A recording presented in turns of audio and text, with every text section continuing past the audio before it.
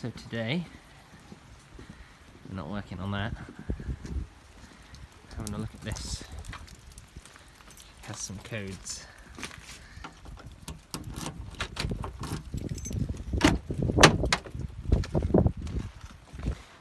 So I would be fairly well known in my area for diagnostics.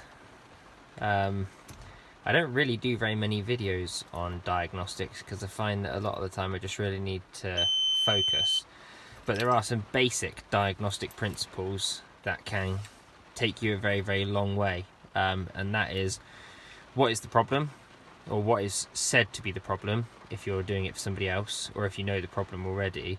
All you really need to ask is, what is happening? Should it be happening? If yes, good. If not, why? And that diagnostic principle will help you to diagnose almost any problem on any car. Right, so let's put the ignition on. There we go. Ignition is on. Let's go for Citroën. There's the skin tool. It's an awful bleep.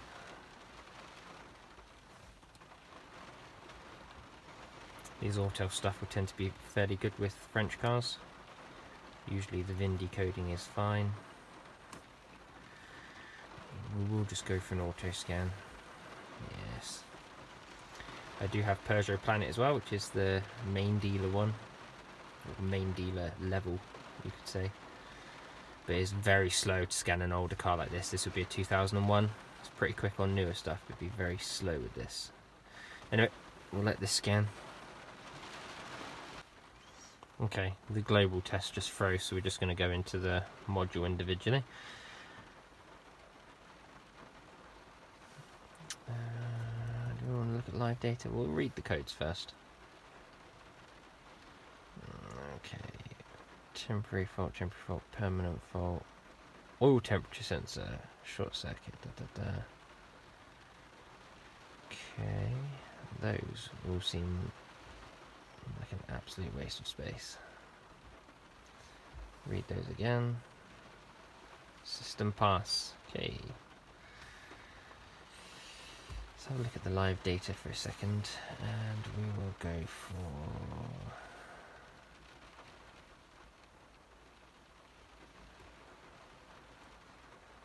I want to see some actual temperatures. Engine coolant temperature 12 degrees. That is about the temperature outside. That makes sense. Engine preheat.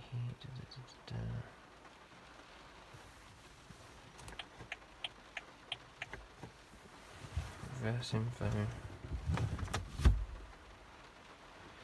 Okay, I might need the engine running for some of these tests to work. Just put that into reverse there, nothing changed. Just trying to establish, we had a load of ECU faults and communication faults before. Just curious if there was actually going to be some useful information here we can glean. There isn't. Anyway, basically the customer complaint is that it runs really, really terrible. The car runs really badly. So, have a look through some of this. No, nothing useful here. Okay, I think what we will do is we will run it and then we'll read codes again. Make sure we're neutral.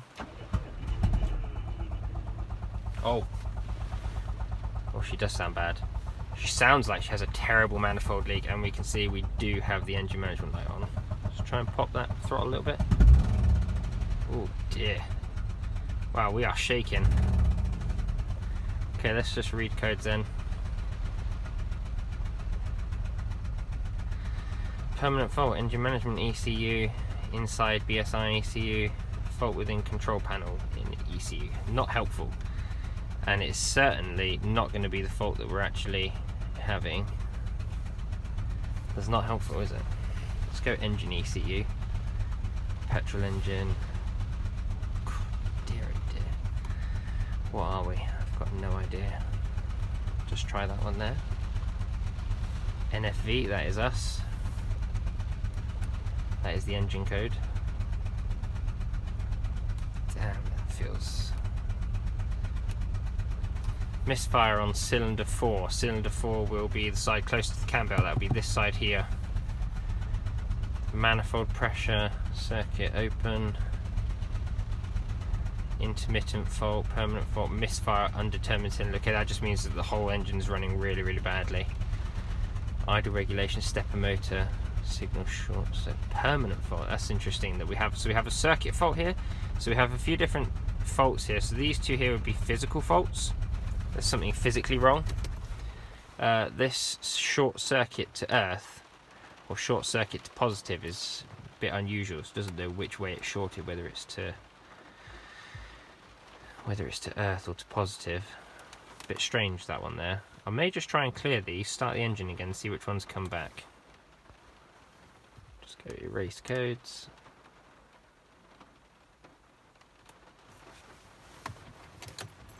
Whoops, better put the ignition back on for it to communicate. Yes, I do. It will usually say to cycle the ignition.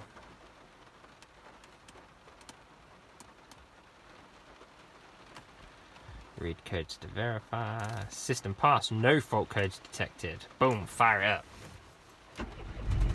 1000 fault codes suddenly detected. It's not picking up the misfire now, apparently. That is very, very peculiar. It must honestly be picking up on that. Flippin' heck. Right, okay. We no longer have the, I mean, it's quite clear that we are having a very, very bad misfire. I think we're just going to go and have a good visual inspection. We suspect cylinder 4 based on the codes, so let's go and inspect that. I don't think we're going to need the scan tool anymore for this. I don't think that's going to help us. Let's go under the bonnet.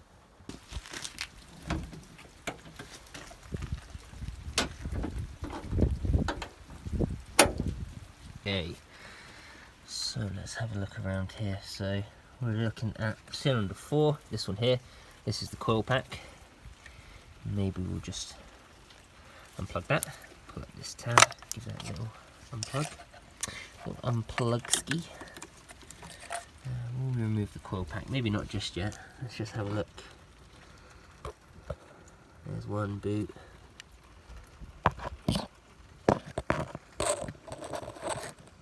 Another boot. Another boot. Okay, so, oh, well, here's cylinder 4 then. Stinks of petrol. So do we have a fuel leak? It doesn't look like it. That's the injector there. It is a little bit wet around the injector seat. So is this petrol? Or is this engine oil? We've got a serious mechanical problem for one of them. Have a look. That is engine oil. You can tell by like the filminess of it. So we're losing engine oil, which could probably only come from one place. That's going to be from the cylinder. So I think what we'll do is we will pull this up here, and we'll probably be expecting to find a pretty bad engine oil leak of some description down into the spark plug well, which is causing a bad misfire. Probably contaminated the spark plug. So we'll remove that and we'll have a look. So just need to remove this breather here. You just depress the tab, pull that up. That should be enough now to pull the coil pack up and out of the way. So rainy. Okay. Oh, the coil pack's broken. That collar should be inside a bit of plastic. Yeah, corner of that's broken off. Not to worry. Looks like somebody's been here before, eh? Pull that up, and now we can lift out our coil pack. Oh, there's our problem. Right. Yes, there is oil around this boot. However, look at that. Damn. So the spark plugs come out with it. Right. Either, no, I can see it here. There's bits in the threads. Okay, we know what the problem is. The engine has spat out a spark plug. So this will need a cylinder head repair, most likely. Need a repair on the thread so we can, accept a new spark plug. Why don't we see if we can get a good look down there in the spark plug at the threads. Okay, let's go in and see what we can see.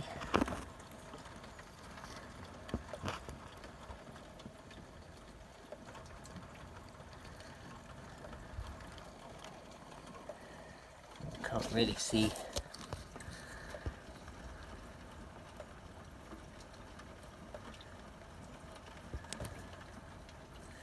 Can't really see any threads, can we? Oh dear, oh dear. Well, that's bad. So just going to go and grab a little bit of equipment. We'll just put the boroscope down there and see if we can see the threads in a bit more detail. Well, the threads don't look terrible on some parts of it, but then, where is it? Oops. They've gone very flat, sadly. They're not looking great. So a lot of the thread has been pulled out, so that will thread in a little bit, but as soon as you try to tighten it down, that's just going to skip. So that's problem diagnosed. It had a misfire because the spark plug is being blown out by compression gases. So that was quite an easy find. Man, the weather's bad. So we may have additional problems to diagnose on this, but to even begin to get this thing running right, we're obviously going to have to sort out that that spark plug issue. Let me see if I can show you the thread stuck in it. See there? It looks like that thread on the bottom has got a round to it, and you can see loads of bits of aluminium stuck in the threads on here.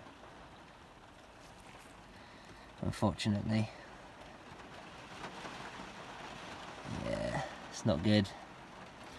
So that's kind of the end of that. How do you fix that? Well,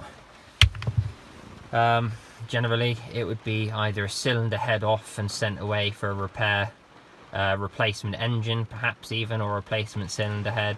But I think the most common and cost-effective repair for an issue like this would be to attempt to install a thread insert. Sometimes you can get you know, like a large tap, and you can basically, it reams out the hole to a slightly larger, you know, slightly larger hole, and then you put in a very thin thread insert which can thread onto the spark plug. I think this one here is an M18 by 1.5 metric thread, just by memory. I will double check that. So that's probably what I'll try. I'll probably try and thread this. Whether I can do it with it in the engine or not, or whether I will have to remove the engine or the cylinder head in order to be able to do it, remains to be seen. But essentially that's how you can pretty much diagnose anything, you know. The engine started, it's misfiring, fact. Should it misfire? No. Why is it misfiring? Look at the data on the scan tool. Cylinder 4 is complaining about an issue. Okay, so we'll start having a look at cylinder 4. Have a look at cylinder 4. It's wet. Should it be wet on the outside? No, it shouldn't. Okay, why is it wet? So you have a look at where it's coming from. Could it have been leaking fuel from the injector? It did smell like raw fuel. So do we just stop there and go, oh, needs an injector? Nope. That wasn't the problem. You know, we inspected it. Okay, it's engine oil. It smells like raw fuel, but it's engine oil for sure. So should there be engine oil there? No. Okay, why is there engine oil there? Okay, well now we're looking for oil leaks, aren't we? Everywhere else around it looks dry. Is that okay? Yeah, that's fine. So the only thing left is that it's somehow getting out of the cylinder, or that there's something in the spark plug well, the valve cover, that's allowing oil to get inside the spark plug well. So we remove the coil pack next to inspect that. That's obviously when we found the issue. So that's kind of how you can do diagnostics in a bite-sized way. It's just to really break it down into the smallest elements possible. Don't overcomplicate it. You know, you could have instantly just gone, oh, it's got a misfire, probably needs a coil pack. Ordered a coil pack and then found the real problem when you went to go and fit it. So I would just say, just inspect everything. When it comes to diagnostics, you can't really think too much. It's always good to ask the question, why is something doing something? In any case, I am sure at some point I will now have a repair video for you on a 1.6 Citroën Xsara Picasso cylinder head replacement for a spark plug well. So you can look forward to that in the future.